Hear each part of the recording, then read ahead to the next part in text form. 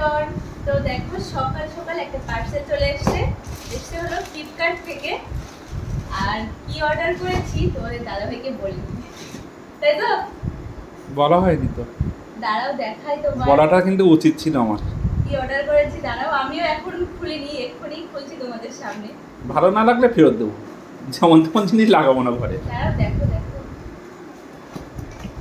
একটা হলো corner rack, তবে ঘরের কর্নার র্যাক না, বাথরুমে বা রান্নাঘরে বাসন টাসন বা খাবার টাবার এইসব রাখার জন্য আর কি। খারাপ আসেনি কিন্তু দেখো, দুটো একই আছে। কি ওটা দেখি দেখি হলো। এই যে কর্নার র্যাক, তবে যেমন দেখেছিলাম তার তলায় থেকেও তলায় অনেক- কি রয়েছে এটা? কিছুই না, এগুলো দাঁড়াও পরে বলছি, একটু দাঁড়াও। পড়ে যেতে পারে তো। দাঁড়াও বলছি। এটা তুমি দেয়ালে দেয়ালে চিপকাতে পারবে এটা দিয়ে, বা এটা তুমি স্ক্রু দিয়েও লাগাতে পারবে। আর জিনিসটা সত্যি বলছি, প্রথমবার এরকম তারের কোনো- জালির মতো তো। প্রথমবার এরকম জিনিস অর্ডার করলাম ফ্লিপকার্ট থেকে, তবে কোয়ালিটি কিন্তু খুবই ভালো এসেছে। দেখো অনেকটাই শক্ত আছে। শক্ত রয়েছে কিন্তু তারের জালির মতো দেখতে লাগছে। কেমন হয়েছে প্রোডাক্টটা তোমরা অবশ্যই বলো।